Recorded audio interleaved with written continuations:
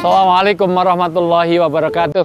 Waalaikumsalam warahmatullahi wabarakatuh. Alhamdulillahirabbil alamin nahmaduhu wa nusolli wa nusallimu ala rasulihil karim. Asyhadu an la ilaha illallah wahdahu la syarikalah wa asyhadu anna Muhammadan abduhu wa rasuluh. Ramadan juga disebut dengan Syahrul Quran, yaitu bulan diturunkannya Al-Quran. Ada 5 kewajiban kita terhadap Al-Quran selaku orang Islam dalam rangka membentuk sifat takwa. 1, membacanya. Karena Quran itu sebagai bacaan, maka wahyu yang pertama turun itu bunyinya apa? Iqra, yaitu bacalah. Rumah yang biasa dibaca Quran itu kayak orang hidup. Sementara rumah nggak ada bacaan Quran itu kayak kuburan. Tapi membaca saja tidak cukup karena banyak orang di bulan Ramadan hanya cukup membaca. Itu surat cinta dari Allah, tetapi tidak cukup dibaca. Yang kedua harus dipahami. Karena kalau baca hanya tidak dipahami, itu hanya dapat hadiah, tapi tidak dapat hidayah. Untuk itu setelah dipahami harus dihafalkan.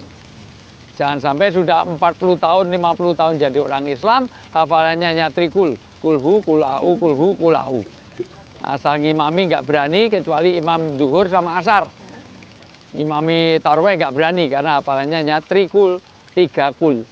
Nah, maka tidak hanya dipahami tapi dihafalkan. Tidak hanya dihafalkan tapi juga harus diamalkan. Tidak hanya diamalkan tapi juga disebarluaskan.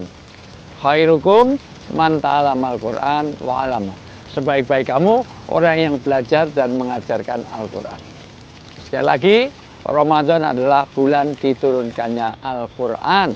Maka puasa itu bersaudaraan dengan turunnya Al-Quran. Sekarang dibaca surat Al-Baqarah ayat 185. A'udzubillahi minasyaitonirrajim. Bismillahirrahmanirrahim. Syahrul Ramadan alladzi unzila fihi al-Qur'anu hudan lin-nasi wa bayyinatin minal huda wal furqan. Faman syahida minkum asy-syahra falyasum wa man kana maridan aw ala safarin fa iddatum min ayyamin ukhra. Yuridullahu bikumul yusra wa la yuridu bikumul usra walitukmilul iddata walitukabbirullaha ala ma hadakum wa la'allakum tashkurun.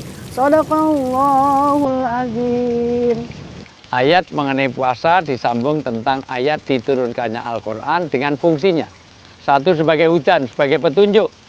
Bagaimana kalau kita membaca Al-Quran tapi nggak tahu maknanya, maka petunjuknya tidak dapat kepada kita. Maka harus dipahami, jangan hanya semangat untuk khatam, tapi dipahami. Tetapi juga furqan, supaya bisa membedakan yang benar dengan yang salah.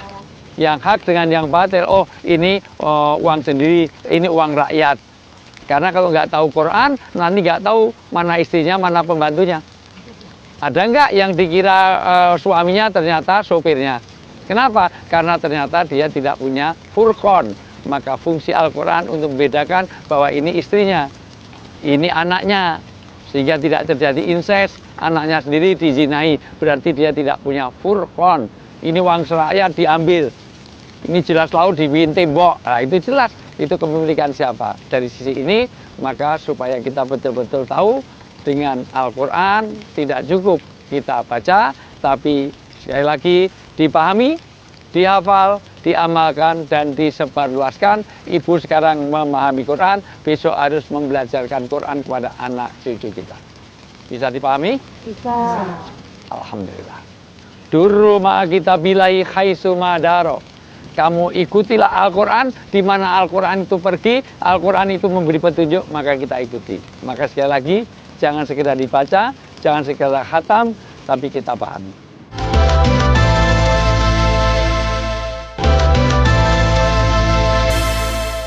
Ada pertanyaan? Oke, banyak sekali selalu pertanyaan. Jangan tinggi-tinggi, aromanya sampai sini. Ya, silakan. Ya. Assalamualaikum warahmatullahi wabarakatuh. Waalaikumsalam warahmatullahi wabarakatuh. Nama saya Emma Inaya. saya mau bertanya Pak Ustadz. Silakan. Saya sedang belajar makna-makna Al-Quran. Terkadang saya suka keliru dengan maknanya tersebut. Bahkan saya mengaplikasinya. Jika saya salah makna, apakah saya berdosa Pak Ustadz? Ya, pertama Al-Quran itu dipahami harus pakai guru. Karena siapa yang belajar tanpa guru, nanti fahuwa fidolal, nanti bisa dalam kesesatan. Apalagi otodidak membaca. Aladzina itu kalau di dalam transliterasinya, bacaannya jadi apa? Alat zina. Betul kan? Aladzina, dal di situ jadi alat zina. Alat zina kan jadi jadi maknanya beda kan? Ya. Sama-sama maliki yaumidin sama maliki yaumidin artinya beda. Ma panjang dengan ma pendek. Maka kalau memahami sebaiknya juga ada guru, syukur yang punya sanad sehingga dia punya kapabilitas, punya ilmu tentang itu. Karena kalau kita belajar kepada orang yang tidak ahli, maka fangtadiru sa'ah, nanti bisa tersesat. Misalnya orang ditanya, barat itu mana, kiblat itu mana, padahal kiblatnya ke sana, kemudian kita nggak tahu, memberitahu ke sana, maka kita sudah sesat, mensesatkan orang lain. Maka sebaiknya belajar bagus, karena orang yang belajar Al-Quran itu yang terbata-bata, itu pahalanya lebih banyak daripada yang sudah mahir Al-Quran. Kenapa? Karena satu huruf itu bukan satu pahala, tapi 10 pahala. Kalau orang lancar kan alif, lam, mim sekali. Dalikal kitabul la raiba fi, itu sekali kalau orang lancar. Tapi kalau orang nggak lancar kan berulang-ulang. Dalikal kitab diulang-ulang. Jadi pahalanya banyak banget. Tapi yang sudah lancar ya nggak usah terus diulang-ulang terus. Bismillah. Jangan ya gitu. Itulah semangat supaya kita. Sekali lagi, Quran bukan sekedar bacaan, harus kita pahami, kita amalkan dan kita sebarluaskan. Assalamualaikum warahmatullahi wabarakatuh. Waalaikumsalam warahmatullahi wabarakatuh.